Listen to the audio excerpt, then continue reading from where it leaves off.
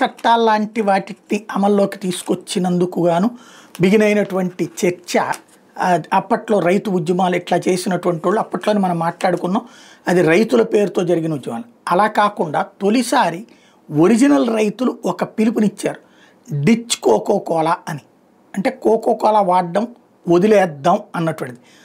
అమెరికాకి సంబంధించినటువంటి ఏదైతే తాజాగా తీసుకొస్తూ ఎస్పెషల్లీ భారత వ్యవసాయ రంగాన్ని నాశనం చేయడానికి అమెరికా ప్రయత్నిస్తున్న అమెరికన్ విత్తనాలు, అమెరికాకి సంబంధించినటువంటి డైరీ ప్రొడక్ట్స్ తీసుకొచ్చి ఇక్కడ రుద్ది భారతదేశానికి సంబంధించినటువంటి 18 కోట్ల రైతు కుటుంబాలని రోడ్డును పడేయడానికి చూస్తున్నటువంటి నేపథ్యంలో ప్రభుత్వం గట్టిగా నిలబడుతున్నందుకు సమర్థిస్తూ అట్ ద సేమ్ టైం ఈ కోకో కోలాకి మనం దెబ్బేయాలి, అప్పుడు కానీ సెట్ కాదంటూ ఏది గ్రేటర్ నోయిడా ప్రాంతంలో కోకో కోలాకి ఇచ్చేటటువంటి పంటలు ఏవైతే ఉన్నాయో వాటిని ఇవ్వద్దు అన్నటువంటి ఒక పిలిపిస్తున్నారు. దానివల్ల ఫార్మర్స్కి ఒక 50% నష్టం ఉంటుంది. అదే సందర్భంలో అమెరికాకి 50% ట్యాక్స్ నష్టం కూడా ఉంటుంది.